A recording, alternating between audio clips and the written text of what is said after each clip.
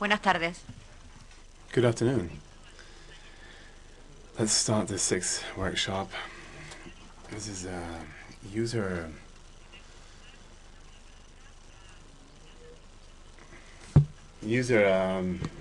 point of view regarding on accessible tourism. We'd like to give the floor to Emilio Gallo Zuazo.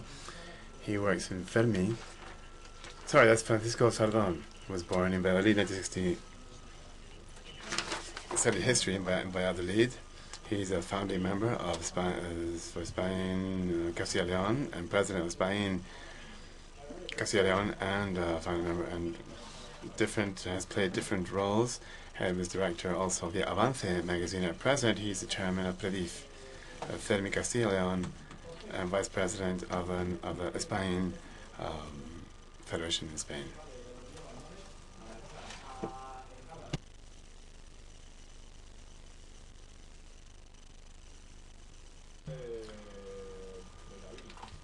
Good afternoon.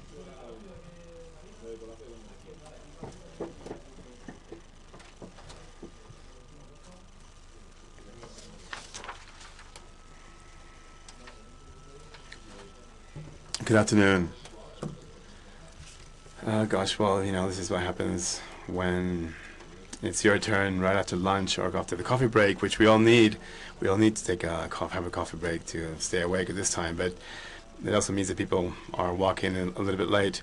Well, as our moderator just pointed out, I'm chairman of PREDIF, and my presentation, I'd like to talk to you what we do at PREDIF and why we chair at present the Fermi Association. We represent people with considerable disabilities, and it's made up of three very large associations. One is Spain, the other one is the one that has is another association, Coficoa, people with physical challenges, and Catalonia, people with physical disabilities. Among all these, we represent about 214 organizations in Spain, people with disabilities. For a number of years now, we chair the Fermi Tourist Commission. This is a committee that represents people with disabilities, and it's a committee that supports and defends the rights of people with disabilities, be it intellectual, physical, or sensorial. So we chair PREDIF because among the most significant areas that we work at, and we've been working at for the last few years, is it's all-inclusive tourism. And also like to highlight that at PREDIF, everything that we work with in universal accessibility is also the agreements that we reached among all the people with disabilities at the CERMI. CERMI represents over 7,000 associations across Spain. About 90% of people with disabilities are represented in the CERMI committee. Right, having said that, and probably in the course of yesterday's meeting and today's, we probably heard a number of definitions on what we think is accessibility. But I'd like to tell you that the one that's I think is quite appropriate.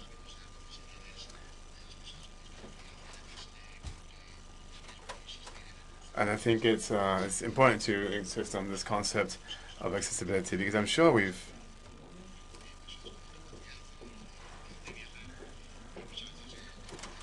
and well, accessibility is also a problem, particularly for people with disabilities when they have to travel, and it's a right they have. And they're able to benefit from leisure and tourism. And a lot of people don't seem to understand that, and some companies still don't understand that, and even some airlines, they don't understand what our needs are. Okay, is this working? Okay.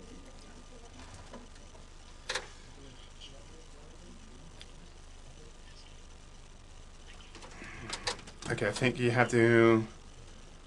need to point up to change slides.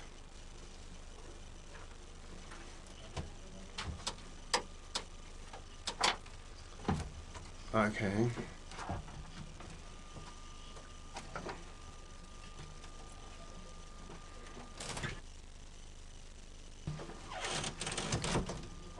Okay, see if you have more luck than I do. Oh, it's off. No wonder. Not working? Dead batteries, maybe? Okay, here we go. Okay, so as I was saying,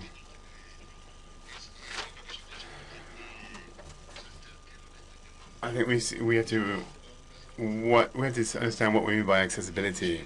And accessibility is basically is the features of any means which enables people to use it, operate it, or benefit from it in an independent way, regardless of disabilities.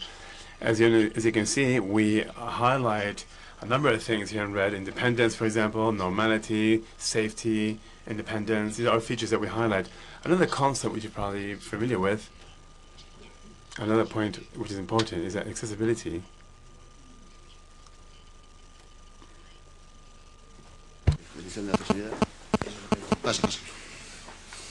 Ya. No, se lo deja ya a Tatiana, que Tatiana se la sabe. Gracias. Pero hay que pasarlo. No. La accesibilidad es So accessibility is a right. It's a right for 10% of the population,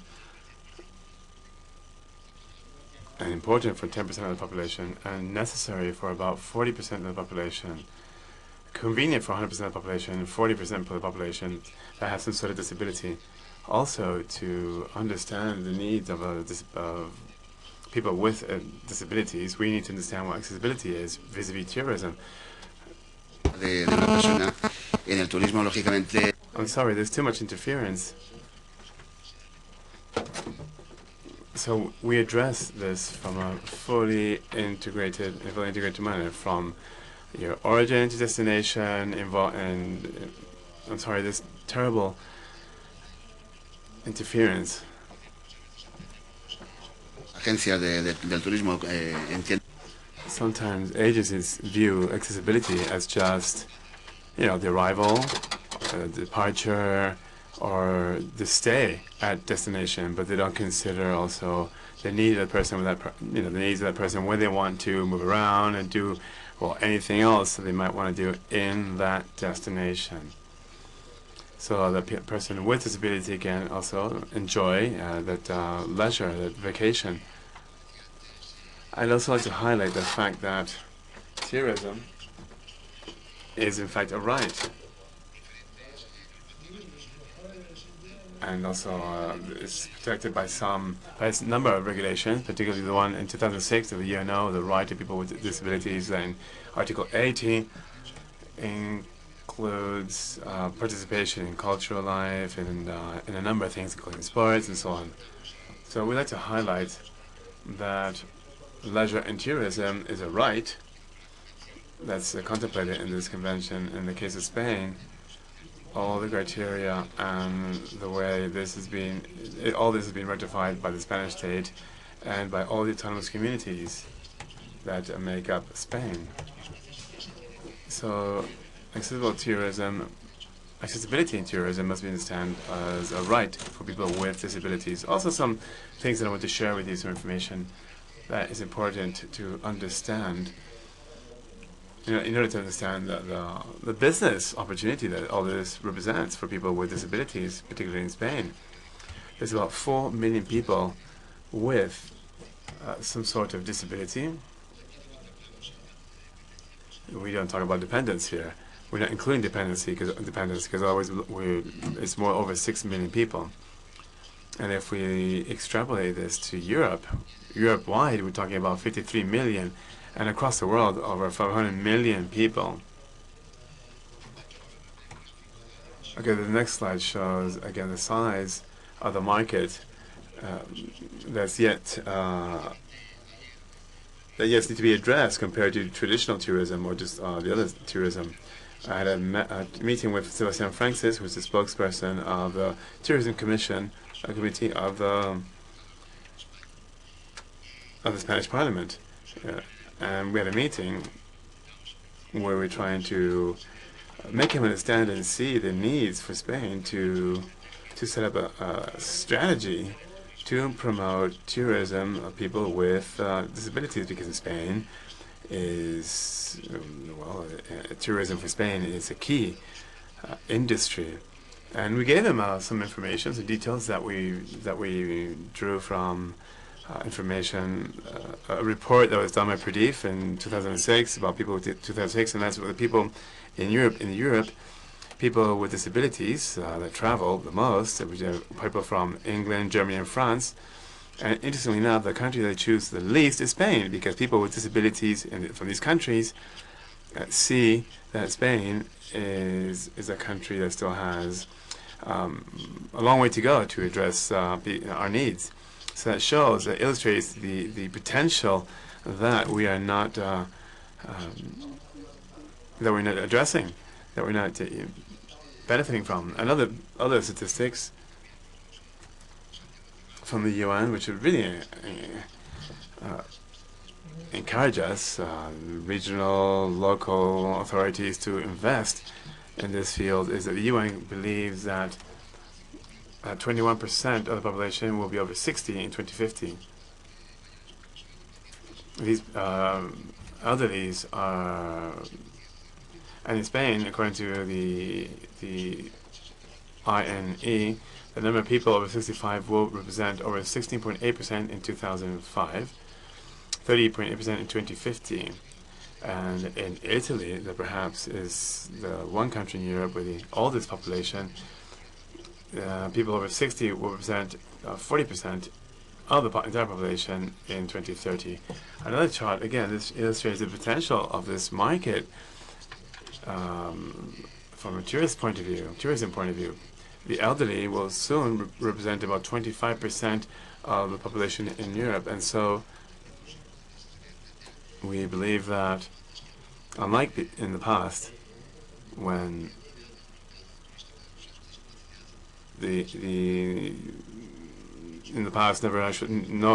no one ever felt that this was a niche market that it actually represented an opportunity.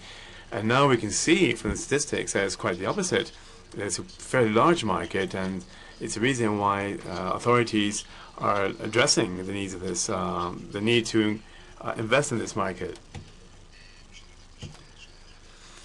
We also have some data from Perdif 2004. Out of a sample of 110 people with disabilities that did a survey, almost half of them had 75% of disability. 37.5 were actually in a wheelchair. 20.6 were had an electric wheelchair.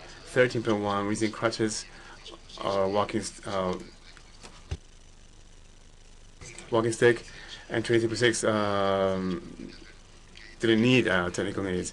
So it illustrates that there's differences that we have here, and the main and the people with disabilities, that people that without disabilities don't work, is either because they can't, or they don't have a job, they don't have money, and they can't. But most of the reasons why people with disability do not travel is actually the barriers.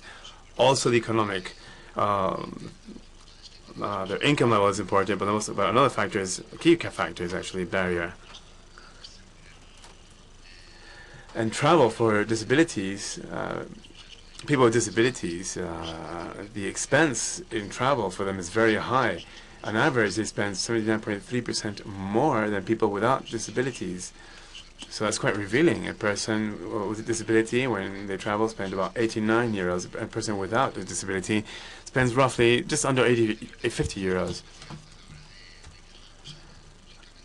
So obviously people, their choices are limited. You won't choose the destination. Your choice of destination is not because you like it or it's interesting to you, but rather it's the fact of accessibility is a main factor. Also, people, it's more expensive because they use hotels more often. then there are people, then friends or families, and another thing is that the destination, they have to use taxis and other more expensive transportation. When we find of a destination that's accessible, then we tend to go back to that destination. So that's important to bear into mind, particularly for private body organizations. And this next chart shows the destinations, the most popular destinations of people without disabilities when they travel. As we can see, beach is 33.2%, it's the most common one. Trips to large cities, 25.2%, and then trips to small cities, villages, the countryside, World Heritage sites are considerably lower because obviously in these areas accessibility is more difficult. Also important to highlight an important fact that determines the travelability of disabilities, and it's also the needs, the understanding that professionals in this industry, how they don't, basically this industry doesn't really understand the needs of these professionals, of these people. They don't understand what the people with disabilities need. There's as you can see here, there's how most of them, 42%, actually know very little about their needs, and only 18% know quite a bit of the needs, just quite a bit of the needs of people with disabilities in order to travel. Also, there's a lot of misunderstanding or lack of confidence on the information they provide, and also the information that the local authorities use vis-a-vis disability. So what are the needs? What are the main needs? Well, the offering of 100% accessible tourism is low. Accessibility is partial. There's lack of information, of reliable information. That's a big problem for people with disability. There's very little information that's reliable. The chain of accessibility is not complete from the time you start your travel to you end, so you get to destination. The chain of accessibility tends to be broken or not complete.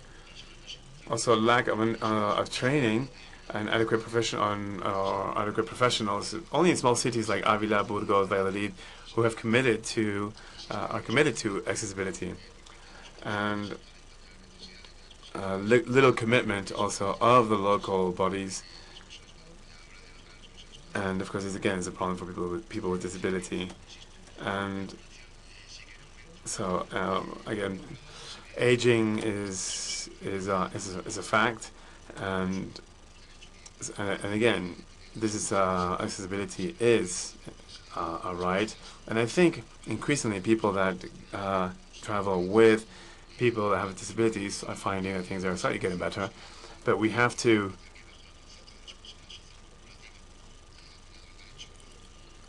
this is also something that people should that businesses should take into account in their CSR. So if we look at this as a right, then I think we have to continue to demand that this does take into place. So also having said all this, I still encourage people with disabilities to travel. It's not only a right, it's another it's just another way of having travel with all normality, and I think it's an investment also it's a way of investing in creating jobs. Thank you very much. Muchas gracias. A continuación tiene la palabra doña Aurora Madariaga Ortúzar. Now we're going to hear from Aurora Madariaga Ortúzar. She is the director and professor of leisure and disabilities at the Institute of Leisure Studies at the Deusto University. And since 1994, she has been working in leisure and disability, and she's been leading that since 2010. She has broad experience with courses and speeches about the binome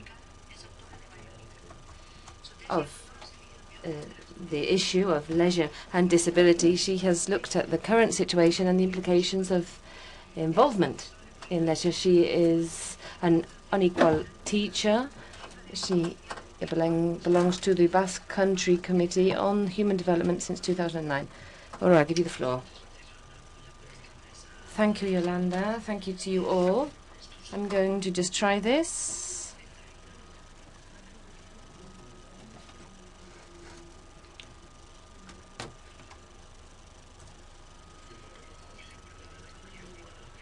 Okay, well, the title was on the first page, features of tourist programs offered from within the Associative Network for Disability. So thank you for coming, for inviting me here. And I know that I don't have a lot of time, but I'm going to try to stick to a certain order. I want to tell you first of all who we are. There are lots of people here from different regions, from different countries, and so I want to kind of just give us a kind of position, describe our position, where we are, who we are. If anybody wants to contact us, I think that that would be very useful. Also the general framework. Over these years of work, we have really looked in depth at the role of associations in access to leisure for people with disabilities. And when we talk about access to leisure, one part of what we see as leisure is tourism, although it's a part of what we consider to be leisure. Yesterday and today, I've heard people talking about tourist activities and lots of cultural, leisure, recreational activities. So when we talk about tourism, accessible tourism, we're talking about, well, the issues that the previous speaker mentioned, but we're asking for more and more things to be accessible. It's not just accommodation, transport. We're looking at beaches, museums, heritage, everything to do with culture and sport. So that's the area that we work in. And then just something about tourist programs. If anybody's interested, they can contact me. I can send you publications and specific data. And also I wanted to tell you a little bit about the challenges for the future, or what direction we're working in. There are different professionals in different sectors involved in this, and I think we have to work in the same direction. We have to make sure that we contribute to creating a scenario in the future in which we could talk about inclusion in a real sense and not just as a label or a slogan. So, well, now I'm going to tell you who we are. Well, the Leisure and Disability Professorship is a project within the Bilbao University, which is Deusto University. Bilbao is a city in the Basque Country in the north of Spain, just in case anybody wasn't sure. So the university I work in is the Deusto University. It's a private university in Bilbao, and the Institute for Leisure Studies has been there for 25 years. And what we do there is we research. And in 1994, we created an area or a line of studies and work which will have been around for 20 years next year, and this is what we call the Leisure and Disability Professorship. So what do we deal with? Well, it's all about research and also training. Since we're an institute, we can't do this as a degree, but rather a postgraduate course, and we deal with training courses, ongoing training, which is basically for professionals, both in the leisure sector and the tourist sector, and people who work with disabled people. And the activities carried out in training, in vocational training, have been very varied over these years. And then we could talk about knowledge transfer. We deal with this, well, right from the very start, but the university, the Spanish universities are looking at challenges in terms of knowledge transfer. It's not just what we do, but who we tell about this, how we tell them. And so this is, it's very important to us, all kinds of the publications and events and conferences. So that is a part of our work as well. All right, let's see.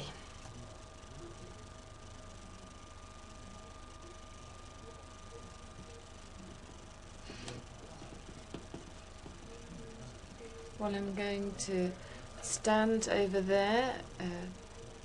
if you don't mind.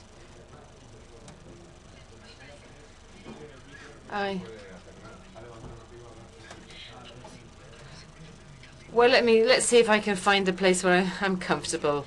As I said, I told you a little bit about what we are, who we are, and I have said that it's always been important, or what we saw was that the access door to leisure for many people with disability in the Spanish state is, and will be, I don't know for how long, the leisure activities organised by associations.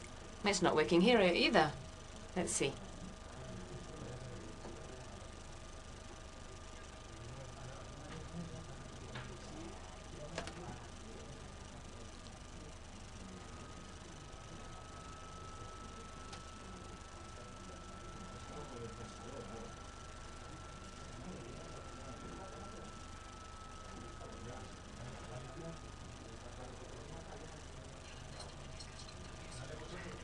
Yolanda, you're going to have to give me a few seconds, extra to compensate for this, please.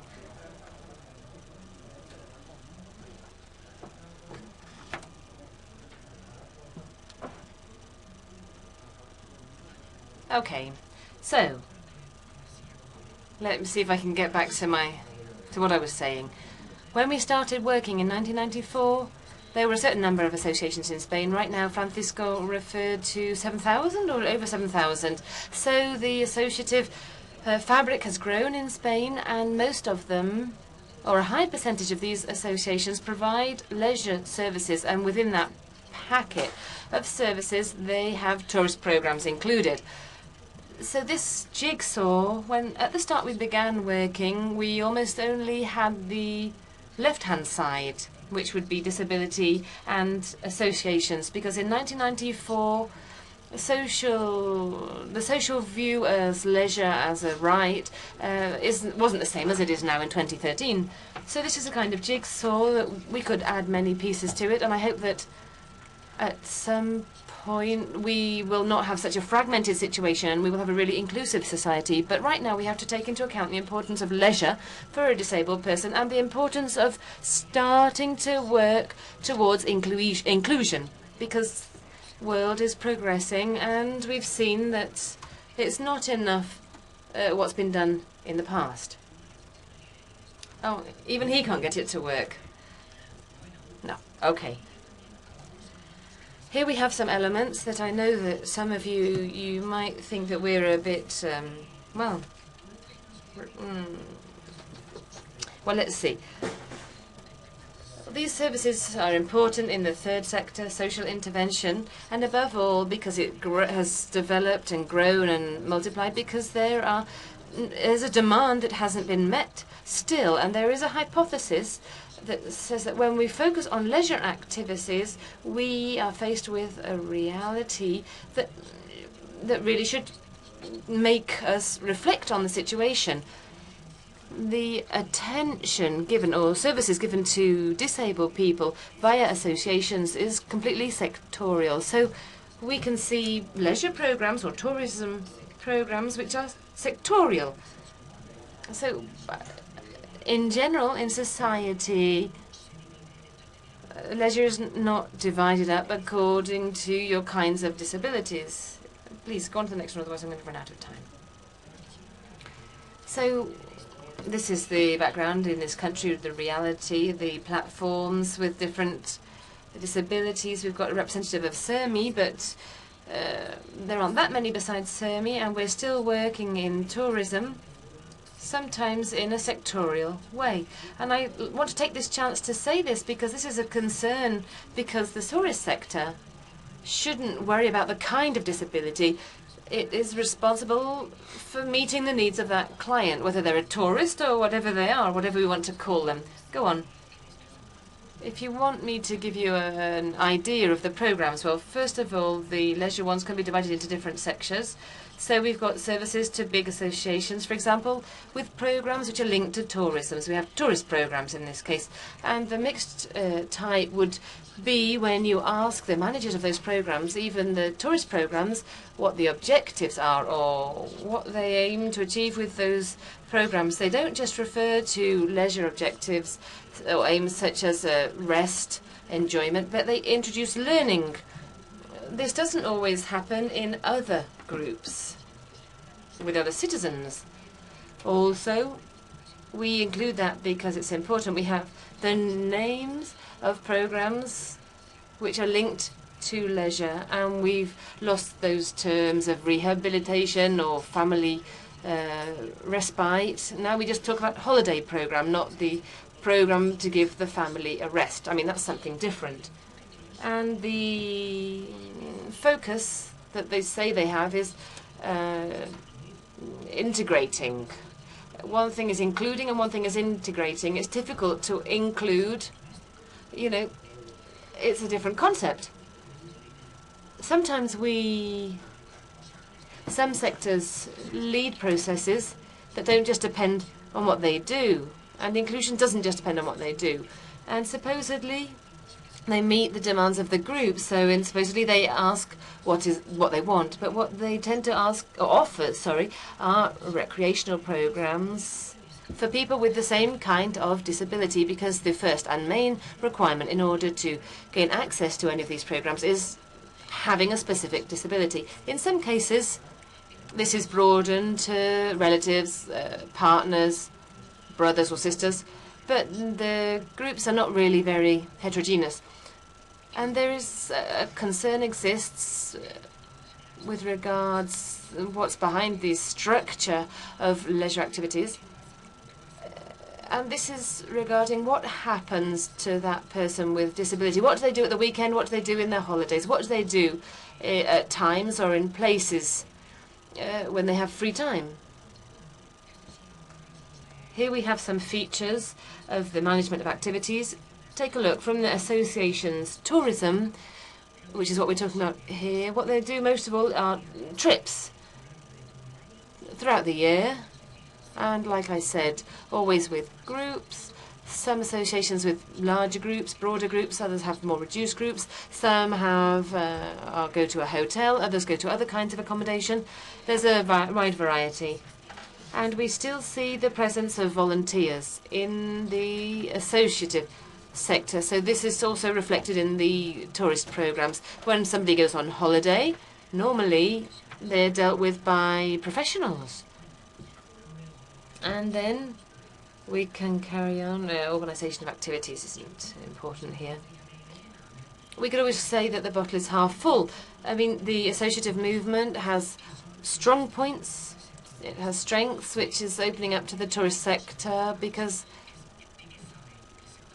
what does the associative sector understand? Well, they understand how to respond to the needs of people with disabilities. And that information cannot get lost. It can't be missed by the tourist sector. We have to give that information and understanding to the tourist sector. But the tourist sector, in all of the sectors related to leisure, it's the one that has the most infrastructures, equipment, programs, activities, services, professional profiles. They are the sector that has the most such elements. And the tourist sector, besides the economic aspect, it also understands the social value, at least in developed countries, the social value of being able to exercise your rights as a tourist. And this has been represents great progress. We believe that with these strengths, we need to use these strengths to build alliances, rather than talking about different kinds of disabilities. Oh, how am I doing?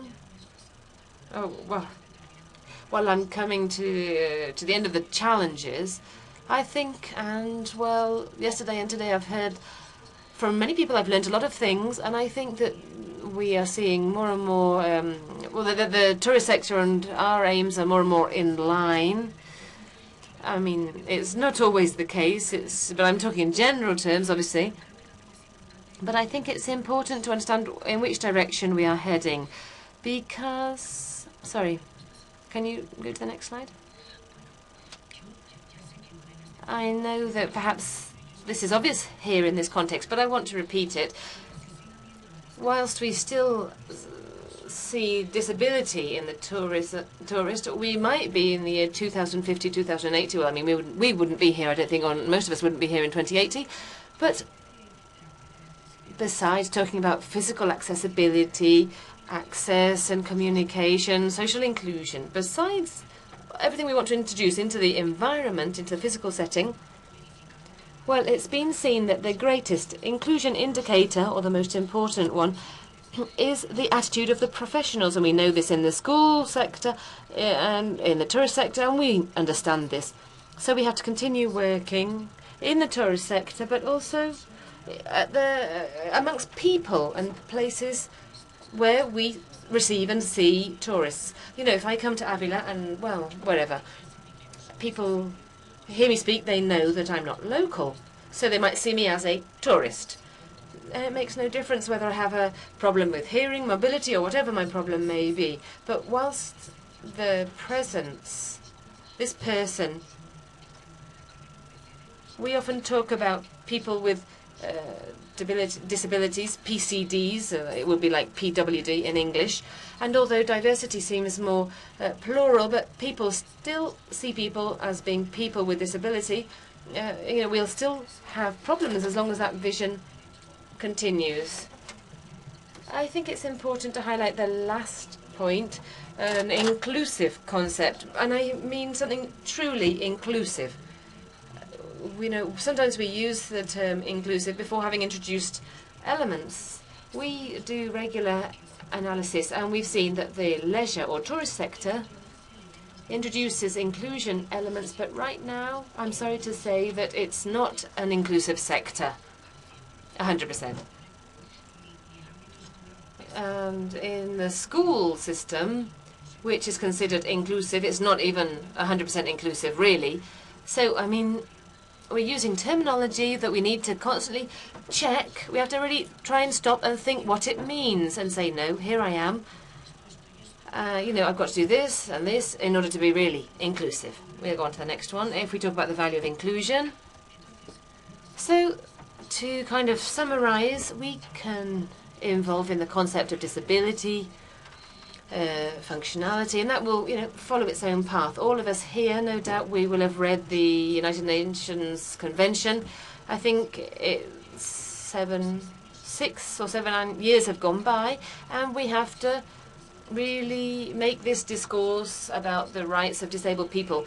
We have to disseminate it amongst society. It has to be functional, and people still talk about, well, they use terms that are no longer considered right, you know, inappropriate terms to refer to disabled people, let's say.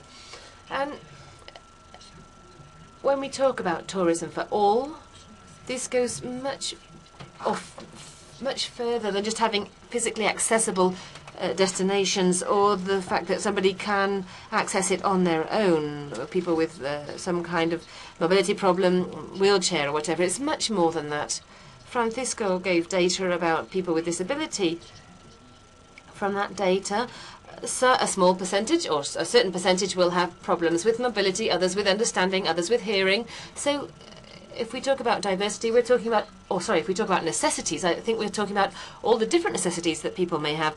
And in parallel, we also have supply. We have to work to make sure that tourist supply, well, it's really a broad field. And I realized that if we were to achieve accessible tourist destinations, we're almost making, you know, accessible towns. So we're working to create accessible society.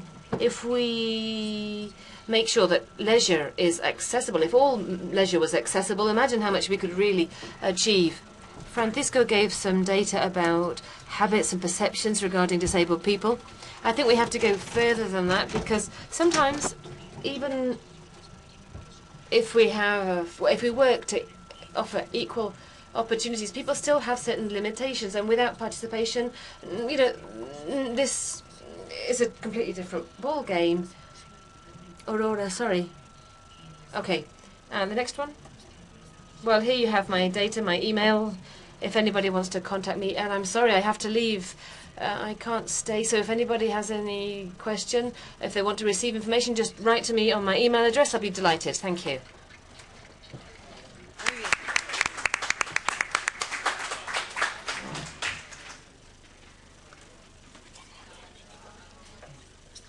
Bueno, continuamos. Okay, let's carry on then. Next, I'm giving the floor to Diana Rubio Moral, and her presentation is the importance of accessible tourism in aging population. Tourist routes and services adapted to the elderly.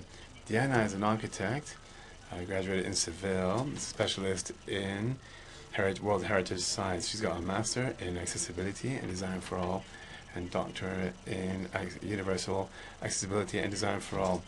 Since 2006, 2006 has worked in various projects for accessibility, like Parque Andalucía, a number of tourist sites, and also in Jaén, and also an external architect for the regional government of Andalucía. Diana, when you're ready. Thank you so much.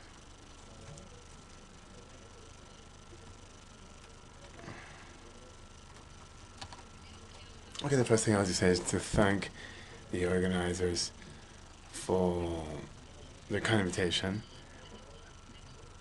For me, it's quite a challenge to present this, to do this presentation. In Jaén University, we made a presentation on the importance that the elderly have as a consumer in society, and for people to start thinking about the importance this population has and will have in future years.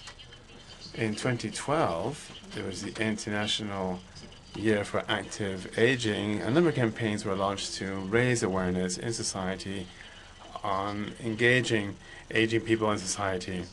Most European countries, a person over 60 in these countries can live 20 to 24 years after retiring. That's a quarter of their life. That's why active aging is a change in paradigm, because the elderly are no longer passive people with needs. They become very active and expect equal opportunities in treatment, particularly vis-a-vis consumption. And tourism is one of those areas in the economy where we must continue to do special efforts when talking about inclusion of elderly. On the one hand, in Spain, about 14.51% of the population are between 60 and 71 years of age, and they have good health and can enjoy tourism as a choice. Tourism is also the #1 industry in Spain. It's a very important economic sector for Spain, and also because of the number of employees and the jobs it creates. So through different policies and special offers for the elderly in off-peak season, helps many hotels and tourist destinations in off-peak seasons. In February 2009, the Valencia University published a report on the consumption patterns of the elderly, and it illustrated which characteristics have an influence in the demands of this group of people. Age, regardless whether they're healthy or not. Age influences on their demand for goods and services. People that have good health are the ones that demand goods and services. But if they have a disability, which undermines their independence, normally demand is from the caregivers, and normally products related to health. There are differences in demand of goods and services. 55 to 65, the seniors, and then 65 to 75, elderly, and another group, which is people over 76. And one characteristic that highlights each of these groups is the income level. Senior has the highest income level, and the 75 over have the lowest income level. People that have high skilled jobs and have a higher education have different needs, needs very different to those that have had, for example, vocational training. So the importance of aging and active tourism, active aging, is, well, we need to understand the definition of what this is, and that's to make the most of opportunities in order to have proper social, psychological life, to extend, have a good quality of life as one ages. So it's not only about being physically active, but you also want to be active socially and mentally by engaging voluntarily in different activities, paid or not, social, cultural activities, family life, and life in the community. Tourism is one of these activities, social activity that contributes to active aging of people. But it's only one choice it's given in some cases. On the one hand, seniors, for example, they're inactive, they have a higher purchasing power. For people whose cultural level is also higher, they want to learn about different cultures or exotic countries, and for the elderly, although they have a lower purchasing power, the tourist opportunities are subsidized, so they get access to certain type of tourism, and enables them to travel. Unlike what people think, that the aged people only travel through the incentives programs or other subsidized programs, in fact, only 15% of the elderly use these. The remaining 85% travel on their own account. They're more attracted for cultural trips, and they'd rather travel on their own. They don't like to travel with organized trips, whereas others like to buy package deals. The Biomechanical University of Valencia addresses some of these points in its survey. So they don't look at biological aging, but rather pathological aging.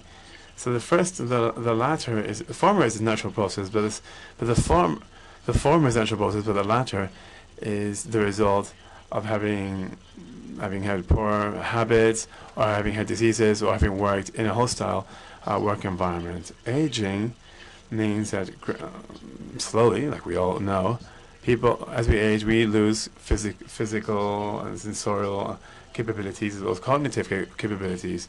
Although loss of sensorial and motor skills also comes along with some diseases. But this doesn't necessarily undermine the quality of life. For example, high blood pressure, cholesterol, diabetes, or other diseases. As a result of this health problems that people have as they age, they have a higher need to control their environment to prevent domestic household accidents. So when they buy products, the very many importance for them is convenience, security, usability, and ease of use. Tourist choices typically is the beach. People with normal biological aging, and they travel and they experience insecurity because when they travel, basically they're facing a new environment which may be hostile to them depending on the sensorial and psychological abilities. But tourism is just like another product, so convenience, usability, and security are key in choosing a destination. So elderly demand destination with good weather, good climate, also good the opportunity to enjoy the local environment where there's where walking is easy and there are no barriers. And of course, this will have a positive impact on the elderly. They also prioritize rest versus very difficult itineraries or complicated itineraries, and they normally have to be adapted to their abilities, and they like to have a company over and above the interests, cultural interests or environmental concerns. However, the choice of destination, it also Other factors are to take into account, such as culture. 70% of women and 62% of men aged 55 to 64 have 0 or 2 training level preschool, primary, or at most the first 2 years of secondary. We're talking about population who is about to retire after a long labor life in low-skilled jobs and poorly paid. So obviously, their tourism choices are more passive, and their tastes are more of beach. It was also this generation that lived the tourism, went through the tourist boom in Spain back in the 60s and 70s. Now the question is, can we awaken the elderly's interest today for different type of tourism, environmental tourism, cultural tourism? And I think the answer to that question is yes, and that is by making these products accessible and flexible. Tourist products for the elderly have to take into account the needs of the elderly when they design the package by using the design thinking method, because the elderly value the fact that the products make them feel convenient, comfortable, and safe. And that can all be achieved through simplicity and accessibility. Age range, for which also our products are being developed, covers 45% of the population, aged 19 to 54. Assuming that this population has no disability. Of course, we know this is not true. Over 40% of the Spanish population is over 55. And taking into account the biological aging, all of them have some sort of dysfunction. And therefore, design must focus on each population segment and focus on design for all. If we look at products,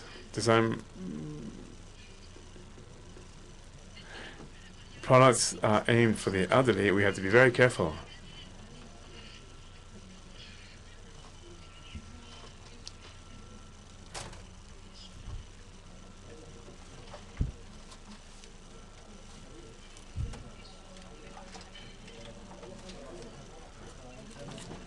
Se va animando. Quedan 2 minutos. Sí. No hay poder.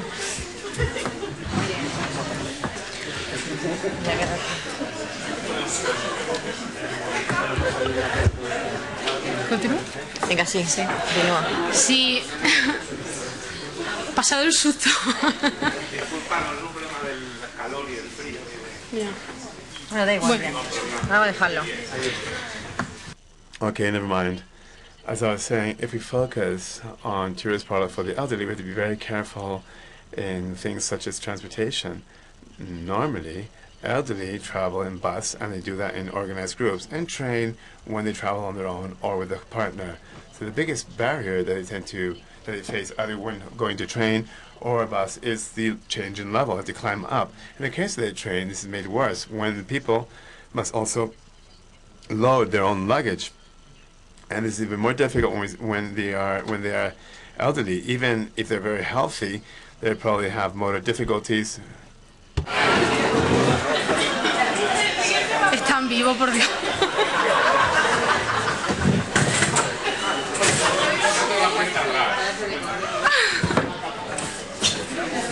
Qué barbaridad. Esta cosa hay que tenerla un poquillo más.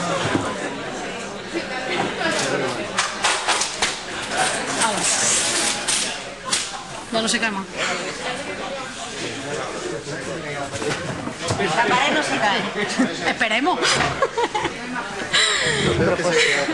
Qué despropósito. Bueno, como decía que lo... So as I was saying,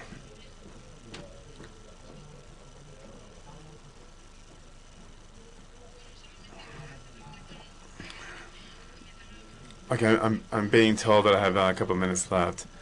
Okay, so tourist facilities, in the case, for example, the hotels, there's some old hotels that today, they're 4-star hotels, but still, they have problems for accessibility, even in the main access, as you can see on screen. This makes you think that when they classify hotels, accessibility is not one of the parameters that are taken into account.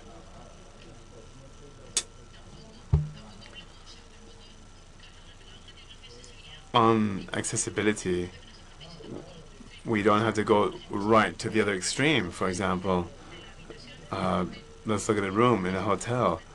The room doesn't have to become 100% accessible. However, we can establish certain levels, different levels of accessibilities in different types of rooms.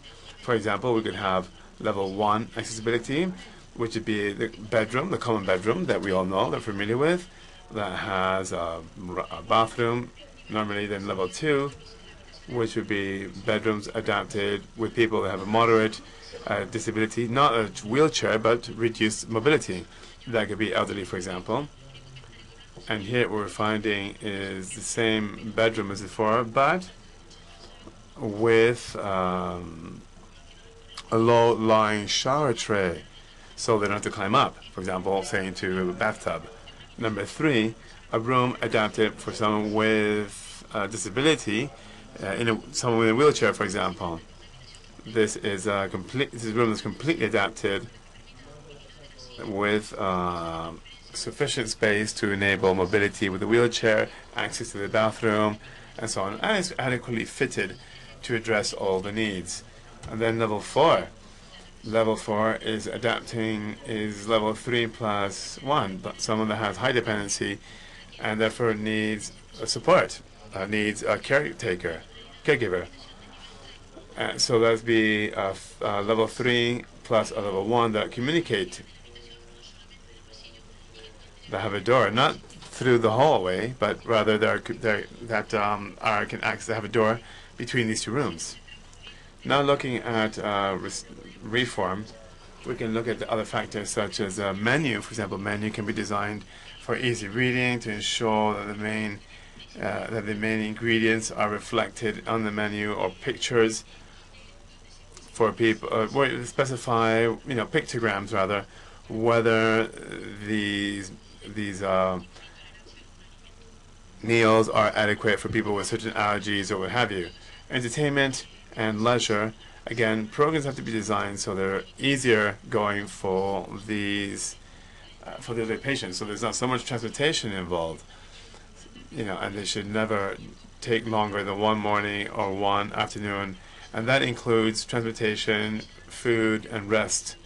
All this has to be taken into account, and that should be included also in tourist information and pamphlets so that people can read it and understand the level of difficulty they can face. For example, El Escorial or the Alhambra is about 30 hours. It takes 3 hours to see. But all the pamphlets barely make any notice, or mention rather, of these difficulties. So it's important to establish, to have proper information as well. For example, it includes a resting point.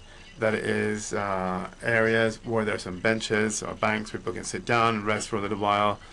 And the recess point is a point where people have to be removed from the heritage site, and that's for large sites, incidentally, but to have toilet facilities and access to some sort of refreshment,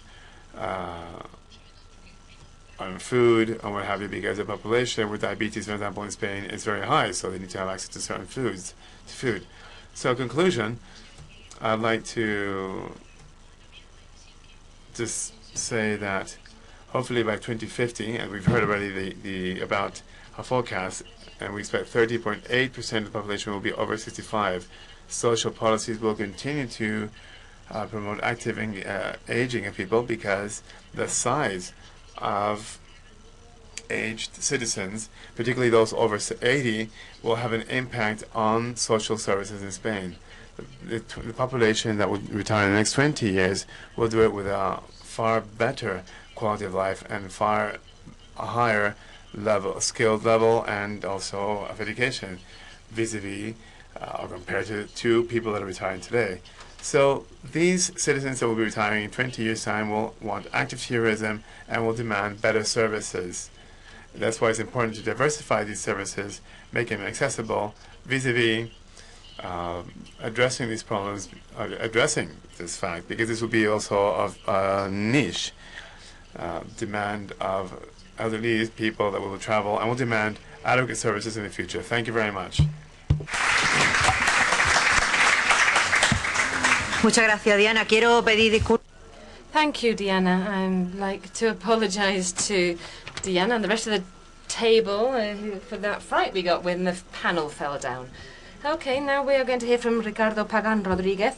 He's going to talk about the contribution of pleasure trips to levels of personal well-being, the case of people with disability in Germany. He is a Director of Economy in the Department of Applied Economics at Malaga University. He works in tourism, health and well-being at Malaga University and collaborates with Stanford. He is an expert in health, the health economy, aging, disability, and the author of various publications at a national and international level on the situation of people with disabilities in the workplace, in the tourist sector, and, very importantly, with regards to their satisfaction and salary levels. Thank you, Yolanda, for that presentation. I would like to thank, first of all, the organisers for inviting me here to present my work. Thank you to the participants and their attendees. What I'm going to talk about here today is the continuation of work that we began in 2011-2012 when we were looking at the problem of why disabled people weren't so involved in the tourist sector and the tourist industry. When we began to look at the literature, the databases that had been prepared in the past, we realized that many studies had been qualitative. Many of them were or had focused on certain kinds of disability. Many of them were more cross-cutting. But there were few quantitative studies that really told us about the, cause and effect relationship of different factors in this area with disabled people. There was a paper published in Tourism Research, and as a continuation of that study, this one appeared. And this considered a variable which was the level of satisfaction of people. Satisfaction, which was evaluated by asking people about their degree of satisfaction when they carry out trips, leisure trips. When I talk about trips and leisure, and just like other speakers, making a trip is a right for all people. It doesn't have to be exclusively just for certain people. And as such, we need to find channels so that we can ensure that disabled people can participate in such trips. And from an academic point of view, it seems hard to believe, but there aren't many studies that have analysed the satisfaction levels of disabled people when they participate in leisure activities or the tourist industry. You might think that there would be many studies, but in fact there aren't that many. And this study, what it wants to do is to contribute to the literature to try to cover this gap in the literature with regards to satisfaction amongst disabled individuals. And on that basis, we established two objectives. Can we go on? Basic ones in this work. The first objective, I think everybody would agree with me if I say that when we go on holiday, we spend a whole year working very hard at university, at a job, whatever it may be. Our holidays need to help to increase our satisfaction with life. And that's the main objective of this work. I think everyone would understand that this satisfaction needs to be positive. And, well, we wanted to look at whether this satisfaction was different between people with and without disability, and also from the gender perspective, if there's a difference between men and women, or from educational level, type of background, income level. That was the basic idea behind this study. It was nothing more than that. And this had to be kind of framed within the idea of social tourism. Social tourism has to fit into this study because within that social tourism there are different groups, around 20, there are 4 groups, and we have to find formulas to make sure that we can increase the participation of disabled people. Of course, that's necessary within the tourist sector, but we have to find formulas which also increase the satisfaction level of people, whether they're disabled or not, so when they carry out such trips, and these are the two main objectives. How would we do this? Well, one of the main problems that we have as researchers when it comes to doing this kind of work is finding data. Francisco made a presentation of some of the work done by Sermi. These are very small samples. They are not very representative. And what we need to do is to find samples that will give really a populational representation. It's not easy to find databases that can give us sufficient data to really perform a robust study. So what we did, we decided to use the home panel in Germany. Right now, there are, I think it's 25 waves available. I think it's one of the best in my view. And when we started to work with this questionnaire, we discovered that there were questions in which individuals were asked how often they carried out certain activities, and this included holidays or leisure trips. They weren't just asked about whether they carried out holidays or trips, they were also asked about how often. If it was once a day, once a week, once a month, or whether never. And this allowed us not only to understand their participation, but also to see how frequent their participation was. Another important component within this German panel was that they asked about satisfaction with life, satisfaction with work, with family, a very wide range of information with regards to their degree of satisfaction. We took all of that information, we estimated a model, an econometric model, and we used that to develop or to analyze the causal effect relationship. And if we look at this study, there's a mistake at the top. It talks about disabled and non-disabled. They're the wrong way around. Disabled should say non-disabled and non-disabled should say disabled. And I think that this is the most important chart. And I think really, given the time I have, I just need to concentrate on 3 or 4 ideas, otherwise the message will get lost. So we're talking about a sample of around 60,000 people, 60,000 individuals who responded over different years, because we only have these holiday participation question, which was asked over 5 years, in 5 years, not every year. And remember that we have to flip over disabled and non-disabled, the wrong way around. And so here we can see the percentage as well. We can see the distribution between disabled and non-disabled in this ranking. So we can see, if I go to the disabled, we can see that 29.7, the 4th column, 29.7% of people with a disability had never participated in a holiday trip, whereas the people who were non-disabled, this percentage only represented 11%. And if I go up, seldom, we got 48% for disabled, or 56% for the non-disabled. We've got 17.8% with monthly holiday trips for the disabled, and 26.8% monthly for non-disabled. And then the daily or weekly would be 4.2 or 5.4. And those differences, we can see the last column that these are statistically significant differences, and the size of that difference increases as the participation is reduced or falls. So we're talking about 1.78 difference between the disabled and non-disabled people in terms of the group that never goes on a holiday trips. And we saw that there was reduced participation amongst disabled people in the tourist sector. But in that study,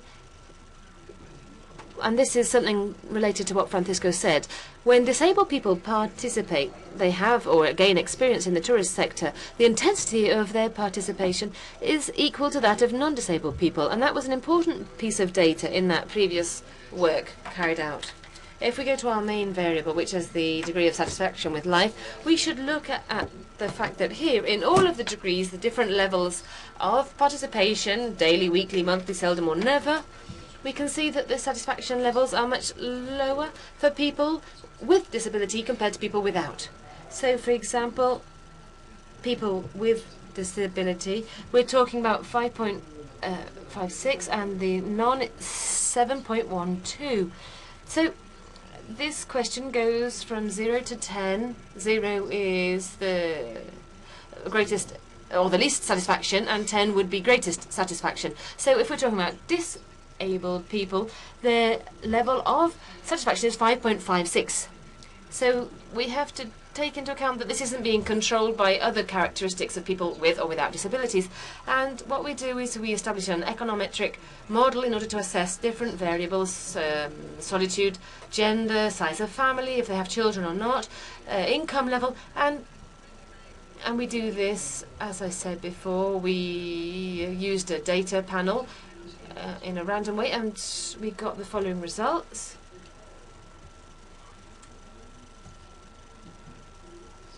Next one. The previous, sorry. Yes. Another? That's it. Here, well, this slide presents the results of the key variables. We have the degree of satisfaction with life of that person, and we can repeat that the sample involves 60,000 people, maybe 55,000 would be non-disabled, and 5,000 people would be disabled. And so when I do this estimate, taking into account the key variable, which is the degree of participation, we can see what happens here. I can see that all of the coefficients, here with the labels are right here, non-disabled and disabled, they are all positive and significant.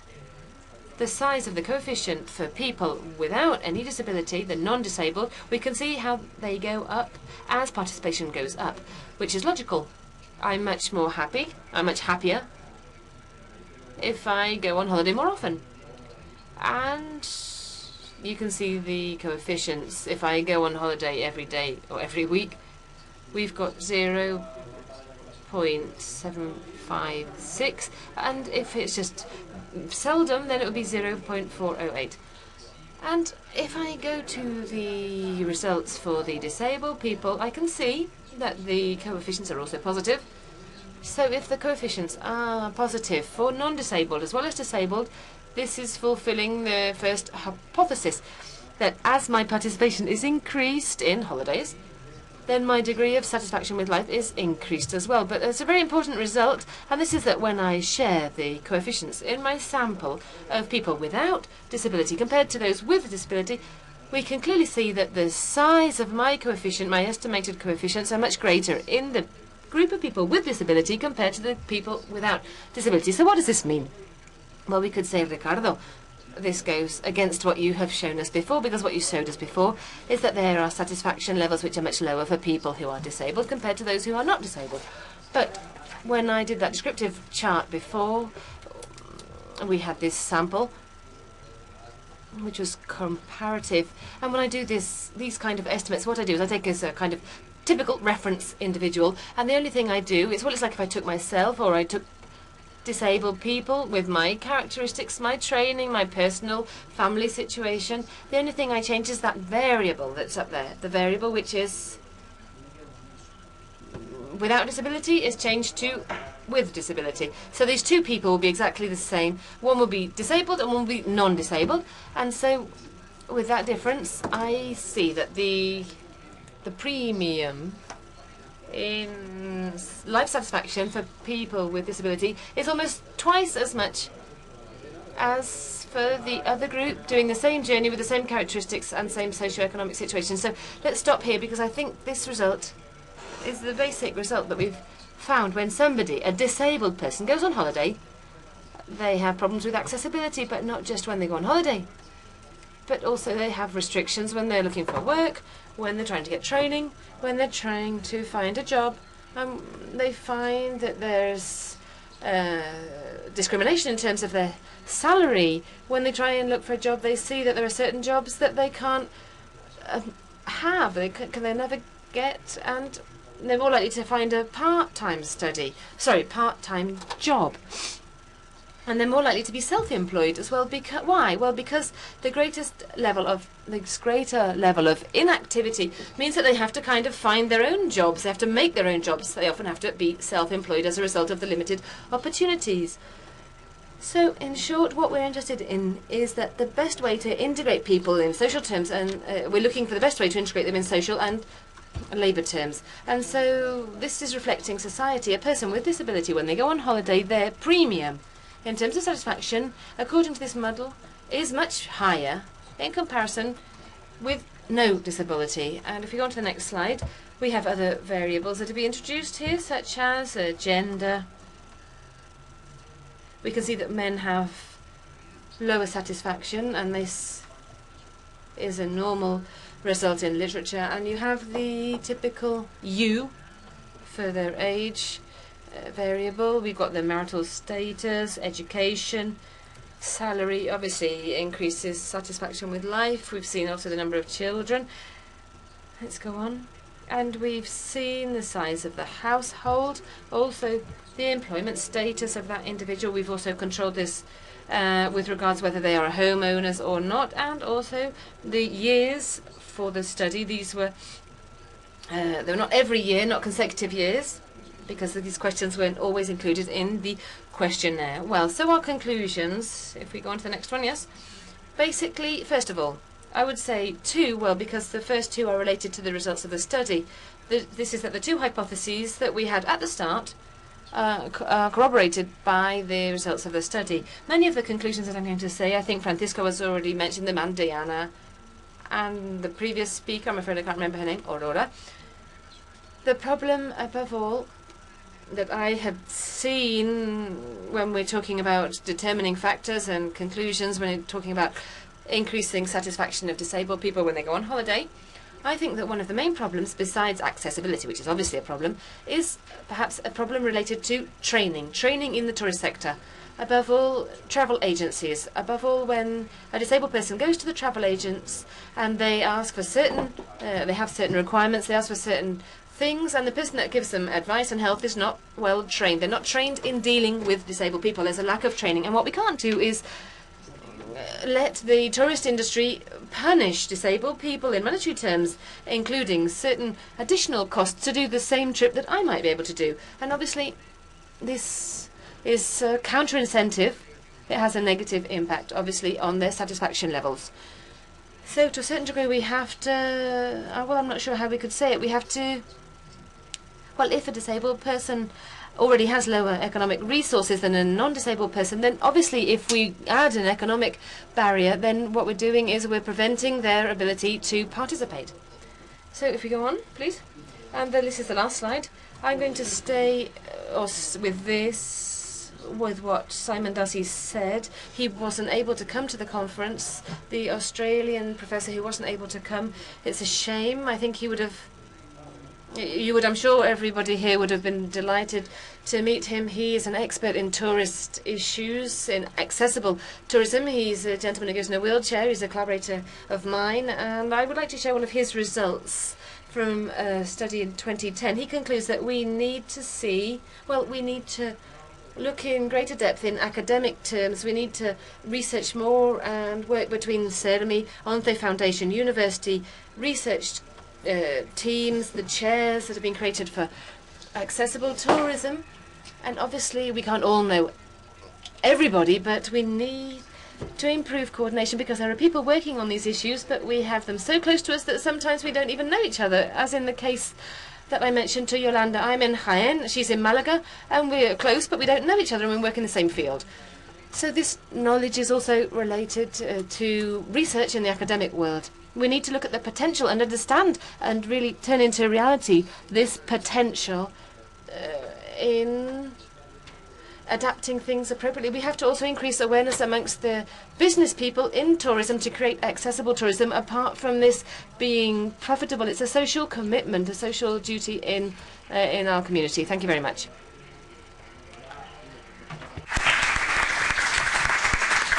Muchas gracias, Ricardo. Thank you very much, Ricardo. Next, joining us is the role of tourism in Buenos Aires. We have our next speaker.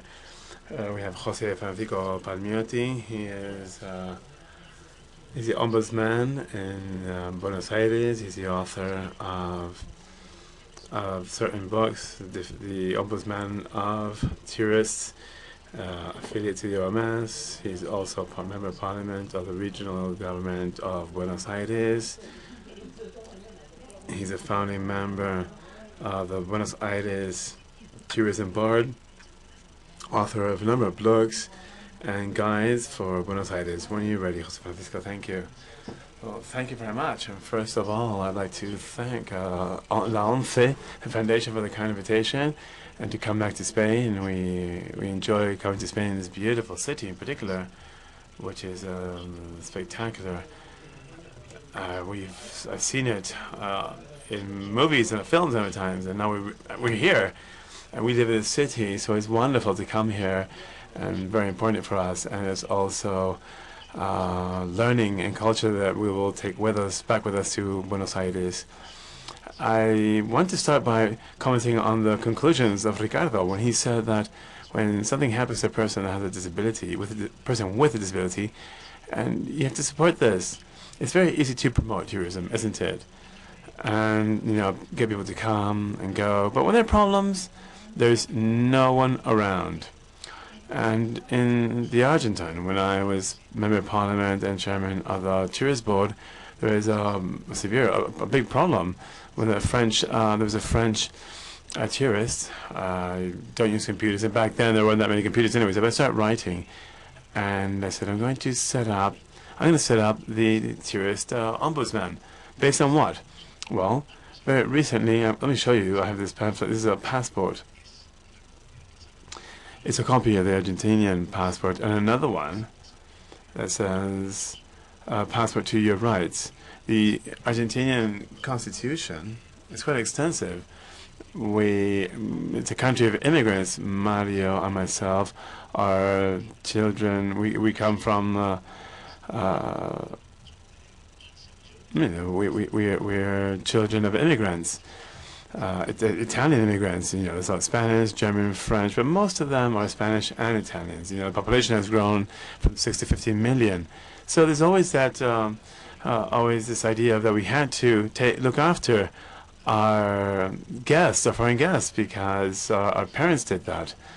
So when I went into politics, I thought anyone wants to have a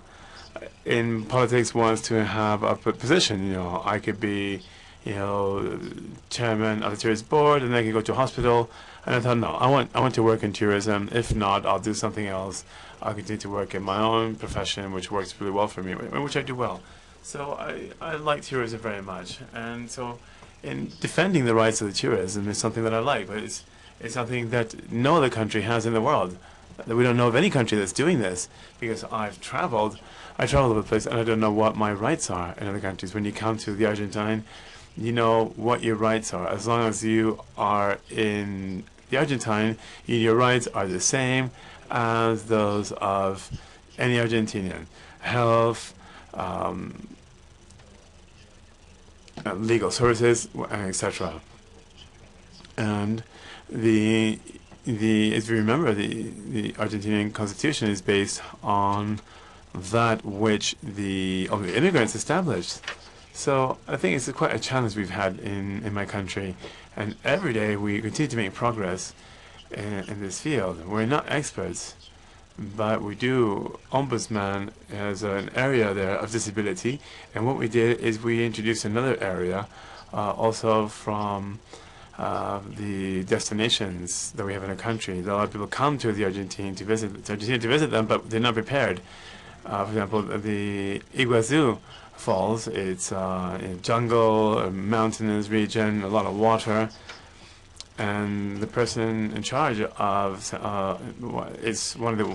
it was declared World Heritage Site last year. So how can it be that in our city, such a large city, in 2012 we have 10 million tourists, and many of them are very important, but there's no understanding that we have to work in accessibility as well. So we started doing this. We started working. We published this guide. It's a tourist guide, and it means it's an integrated guide. It means that when you look at a destination, we're putting here. This is the first guide. You can see we'll have more guides that will be done. It took 4 years to develop this one. We kept it small, but it takes a long time to get this done. With the help of a lot of friends, and and some NGOs that have also helped us. This is a guide that we developed, and I was very excited to be invited to come to Spain to this wonderful Congress, and so I'm going to leave you some copies here. It's brand new, so I'll leave it with Mario, who will also give you a few screenshots, of what we're doing in accessibility through our department. Perdón, acá Mario me dice, nosotros hicimos un video. Well, we had a video. We made a video. If you like, it's 4 minutes. We can see it if you like, so you can see what we do, which is the tourist ombudsman. You can see what we do. If you're interested, we can take it, and then you can tell us whether you like it or not. We'll take a look now.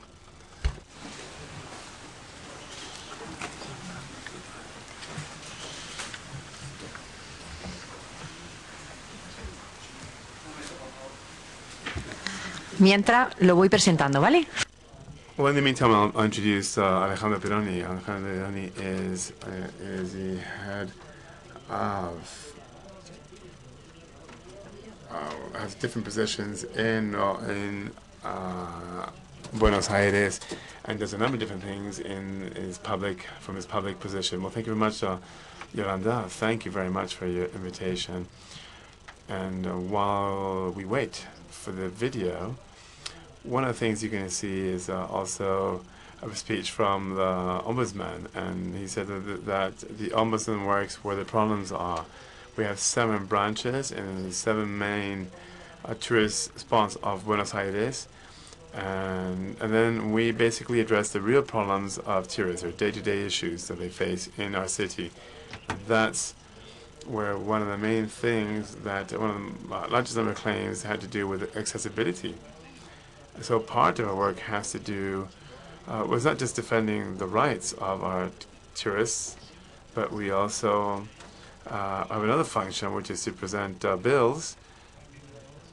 Our body is very much it's quite important in our city, and we started working on accessibility because there were so many claims. This is a few years ago when we found that indeed there was a need for this, and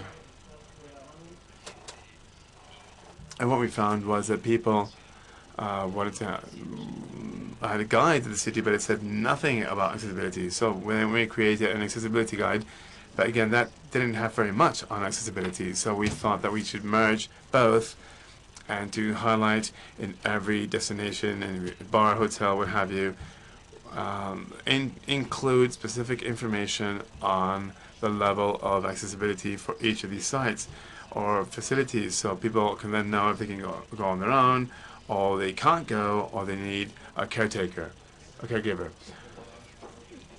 And that's what we did in this integrated tourist guide. Another thing that we do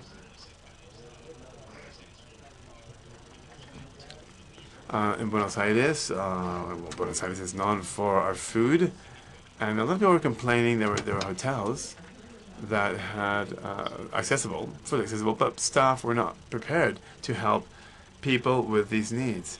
So we decided to start training in human resources of hotels, and well, you realize how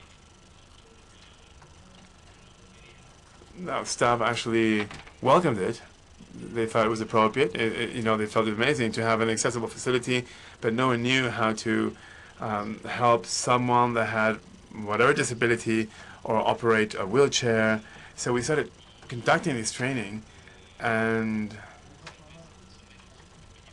we just signed an agreement with the hotel trade industry, the Oreca channel, to introduce these courses. And every hotel and everywhere, the different businesses that request it are trained, and we give them the appropriate certification.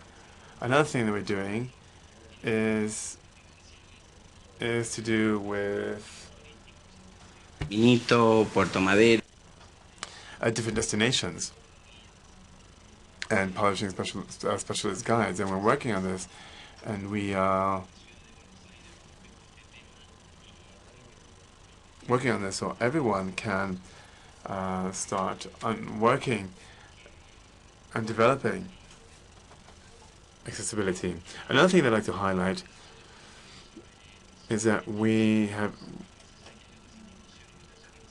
there are naturally other organizations that are supposed to implement these measures, but it was the Ombudsman that created the law for tourists, and so we're a very important figure in our country, and we've been empowered to address a claim from, say, a tourist. We take those claims and we pass them on to the appropriate body, be it a ministry, who is responsible for that, and they have to get back to the Ombudsman with a certain solution. That helps us make progress. That's one of the points that, again, that I wanted to highlight. It's very important. I honestly don't know. I don't know how that works in Spain, but the Ombudsman is quite empowered, has quite a few powers in Buenos Aires, and we worked on that way. So I'm the head. I'm responsible for the tourists, but when there's a health issue in question, then we have a health specialist that addresses this problem and comes with us and gives us professional support. So, say if we need, if they need to go to the hospital, they go to the hospital. So that's our organization. It makes it a very strong and powerful organization in what we do. So I'm trying to be very brief. Yolanda, how am I doing? I think, okay, well, thank you very much. I think my time's up. Thank you again, and thank you to the organizers. ¿El vídeo se puede poner? I'll do the video. ¿No hay vídeo? Do we have the video?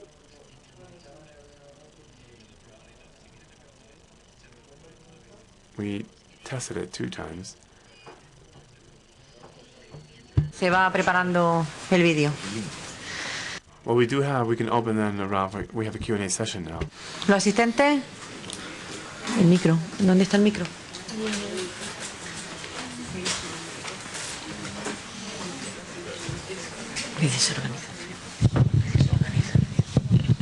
Ahora, buenas tardes. Good afternoon. My name is Alfonso Yeris. I'm an architect. I'm a town planner. I have a master in building, and I'm the director of sensitive town planning. Se está hablando de,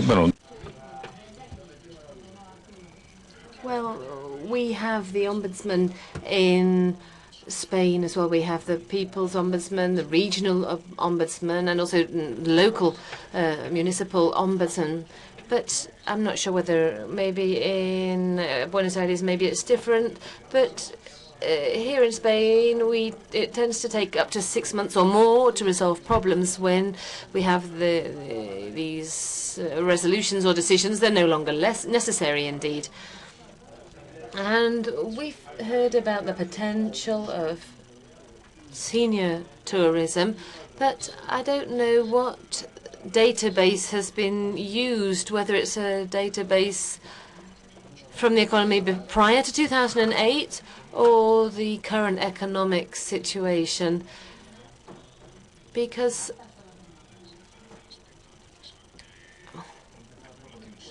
if we talk about the senior population, this is increasing more and more due to dismissals, early redundancies, or early retirements that are taken. And I think that these people were people making contributions of the maximum amount to the social security system. They may not be able to receive their full pension until they actually turn 65. You know, this is the new legislative situation in Spain. So these people who are unemployed before their official retirement age are not going to find a job. They're not going to be able to continue contributing to the social security system. So when they get to the age when they can have a pension, their pension is going to just be 400 euros per month. How can we improve the quality of life for these people? We're not talking about youth unemployment, which is around 60% now, but now we're talking about unemployment, this kind of unemployment that is advancing at a really fast rate. It's galloping along. Well, I'm going to answer with regards to the ombudsman and the fact that it takes a long time to respond. Every 7 years we have a crisis in Argentina. And when I was an MEP, the president at the time called on me to be the Secretary of State for Tourism, and I decided to present my candidacy for the legislative body. And at that time, the word politician was a negative word, and a guy said hi to me on the train, and I had to hop off the train ever so quickly because I thought that I was going to get attacked. But I'm the son of an Italian man, and I have family and relatives in Italy, but here in Spain, and you've got everything here. You've got infrastructures, and for us, it's amazing. We don't have this kind of thing in Argentina. Crises happen, but everything still goes badly. Trains collide. It's true. Every day we have trains. We have trains that are over 100 years old. And the case that you referred to, well, when I was an MP, this friend, well, the previous ombudsman, he's in his second term of office. He asked for a report from a civil servant when there was a big case of a disco in which over 300 young people died. And because the answer wasn't given correctly at that time, that individual was replaced. And the law, the ombudsman, well, and I'm the number 2 ombudsman, we are very strict and severe, and we follow cases, and we work together with civil servants, and we work to give them a rapid response. That's with regards to your question, what you mentioned. I just wanted to clarify that in response. Are there any questions, or are we ready to watch the video?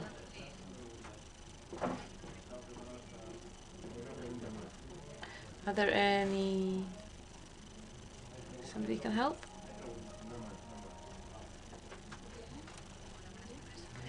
Thank you. I'm Maria Jesus González. First of all, I would like to say that I came to this Congress with a problem that I thought was just mine.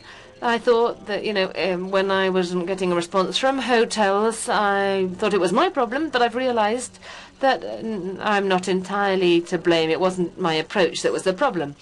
But my question is, with regards to the news that we've heard recently about this airline, for example, that was mentioned, or the hotel chain that refused reservations in Península or Almería to certain groups, how do you receive these pieces of news, or what action could be taken with regards to this?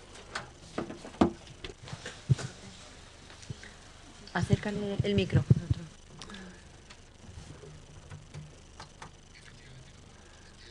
Well, yes, as I said in my presentation, we've had a number of cases. This Europa, the airline Air Europa, which does not allow someone in a wheelchair to travel because, well, it is true that in Spain airlines have, there's not an adequate legal framework for them, and the government, the different Spanish governments, are not strict enough when it comes to doing something about it. As we've seen already a number of times in this table, round table, they're not very strict with the compliance of the rights of people with disabilities certainly when it comes to traveling. And we've been other cases, as you said, in certain hotels that have made it that they haven't actually allowed people to park, or haven't allowed people, for example, with Down syndrome to stay in the hotel. So we've some of our bodies have filed a claim in the appropriate bodies, and certainly the Spanish ombudsman as well. And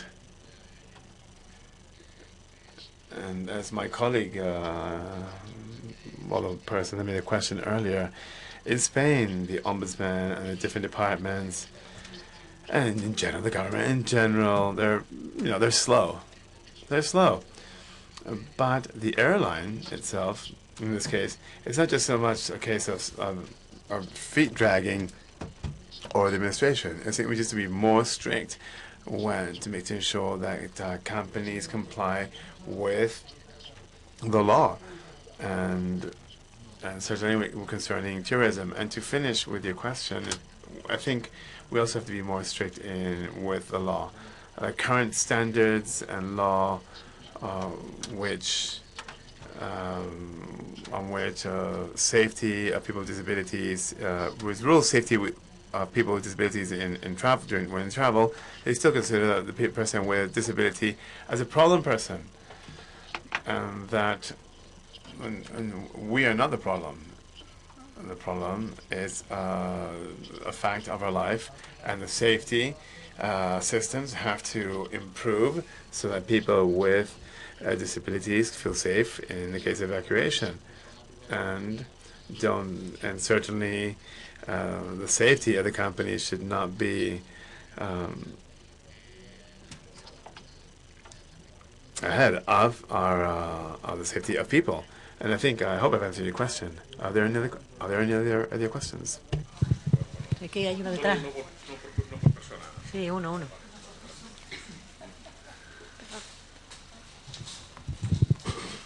Hola, buenos días. Good morning. My name is Eduardo. And I wanted to ask on the guides.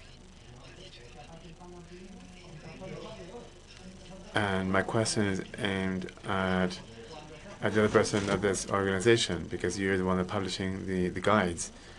That's to the PREDIF person that spoke on behalf of the PREDIF on tourist guides.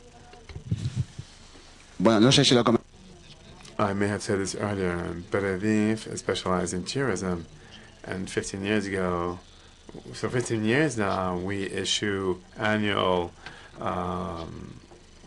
publications, informative on different facilities, tourist destinations that are accessible for people with disabilities. This year, our next release will be Greenways.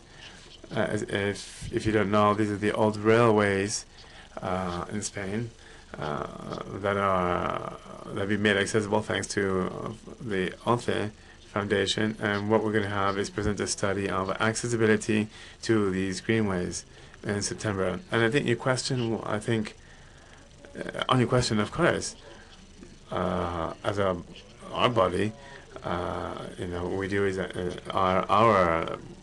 we work for people with disabilities, and of course, you'll see that our publications are also for easy reading. And you can see that all the publications comply with the law on accessibility, particularly in this case concerning reading. Any other questions, or shall we take a look at the video? There is a question. Last question.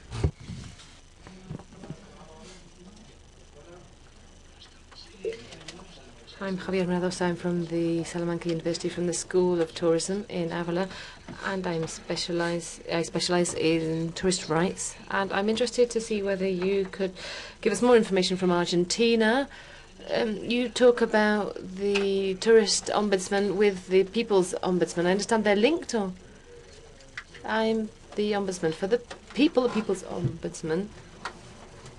And because I'm the author or the creator of the Tourist Ombudsman's Office, I was named as a result of that. So I have two roles. So which administrative body with the People's Ombudsman's Office? The mother would be the parent would be the Ombudsman's Office. Yes, we have a structure, a spectacular structure. No, really, because we have Well, we're very young in terms of democracy, and this was created with regards to human rights.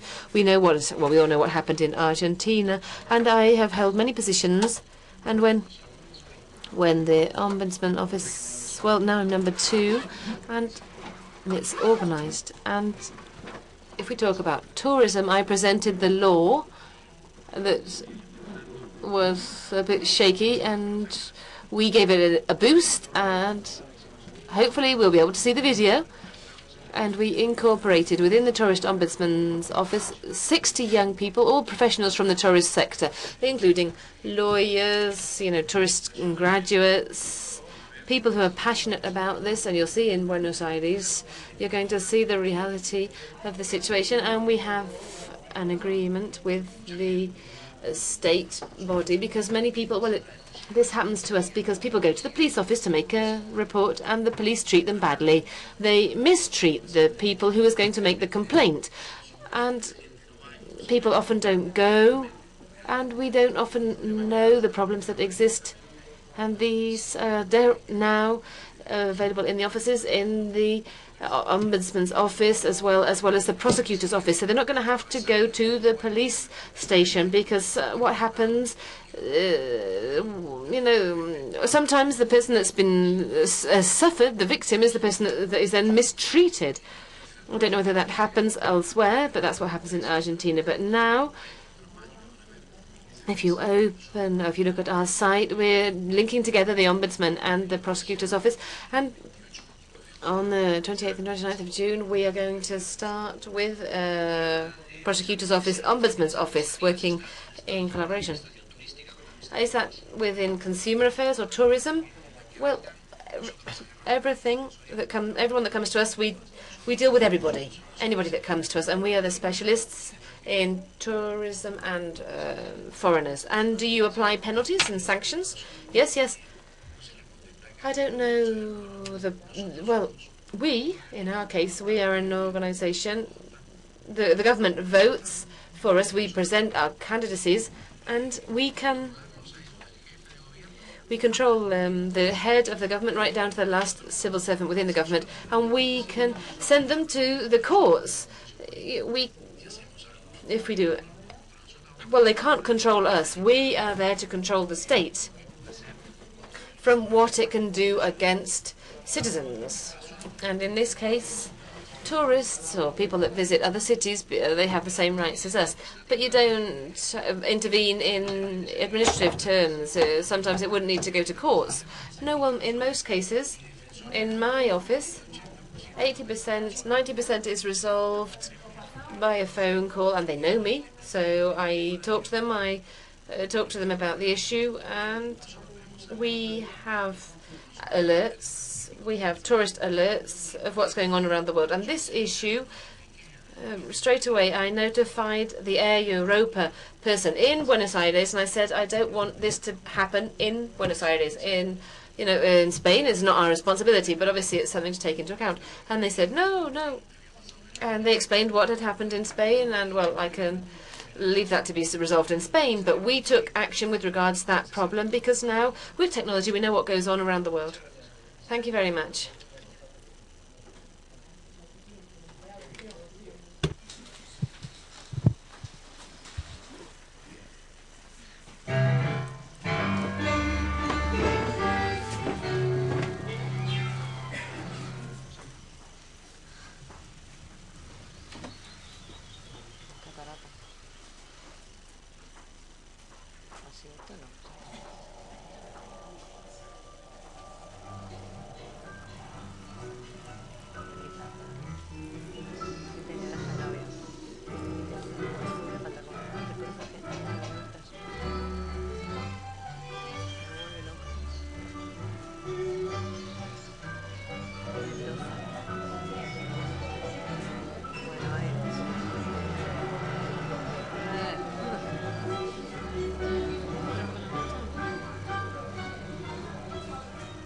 Los visitantes y vecinos de la Ciudad Autónoma de Buenos Aires cuentan con el servicio gratuito del programa de la Defensoría del Turista, de la Defensoría del Pueblo de la Ciudad Autónoma de Buenos Aires.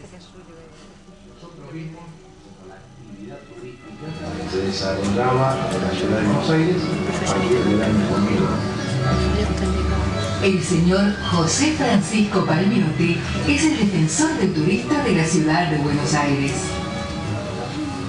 Yo fui diputado, presidente de la Comisión de Turismo de la ciudad de Buenos Aires y llevamos adelante la ley de turismo de la ciudad. A raíz de la ley se nos ocurrió también que faltaba algo, era defender al turista. Defensoría del turista. Somos un...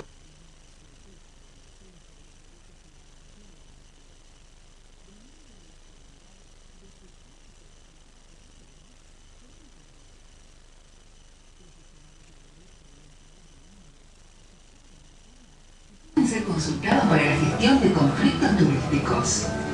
Un tema fundamental es que el turista sepa la existencia de la defensoría y esto lo hemos llevado adelante con la defensoría.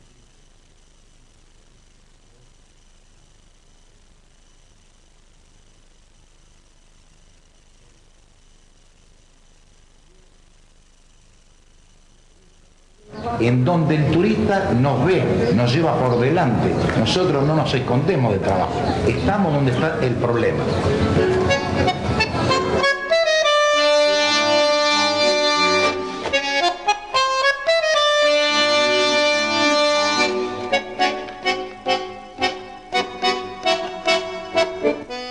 Incorporamos a nuestra labor.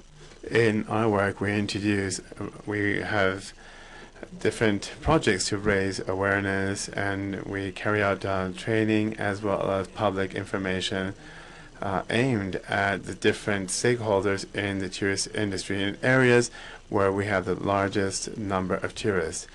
As a tourist ombudsman, we promote public policies to link tourism with human rights.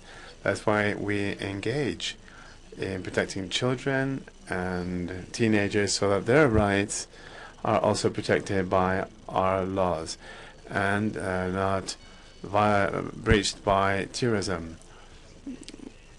The code for our code protects children and teenagers, and we carry out a number of actions to raise awareness on this subject.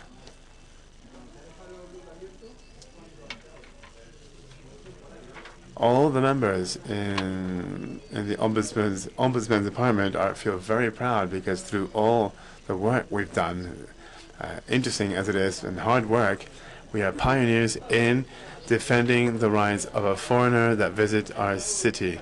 And we have received the acknowledgement of the World Tourist Organization.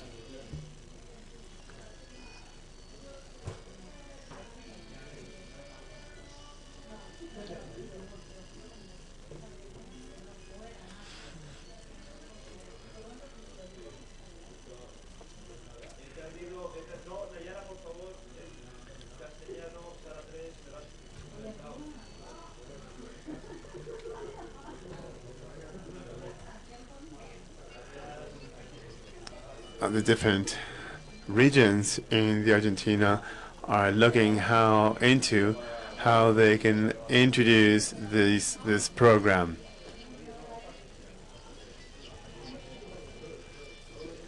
And as you know, the Iguazu waterfall is one of the wonders of the earth, and I think all of us working together we've also introduced tourist ombudsman in Puerto Iguazu and Puerto Rosada.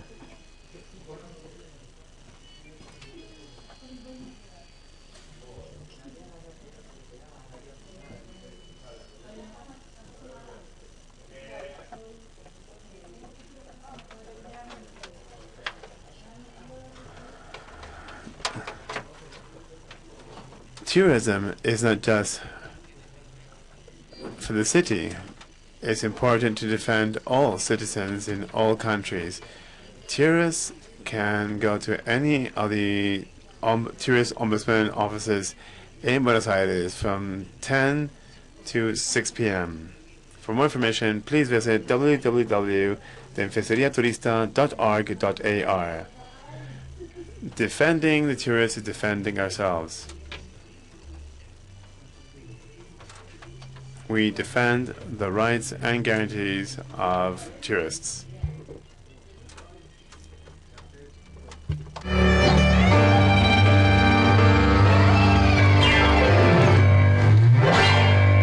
Muy bien.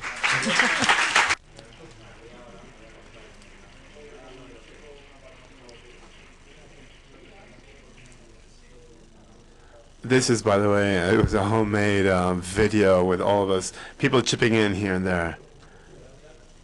But at least, you know, there's some music there, and I think it's good when we go to a presentation. You know, we talk about a lot of problems, and it's nice to have a little music and a nice video. Well, thank you very much. Thank you very much to the members of this this round table. And just a reminder, the dinner tonight, those of you who will be attending, I've been told that the dinner will take place at 9:30. Please bear this in mind. Thank you very much and good afternoon.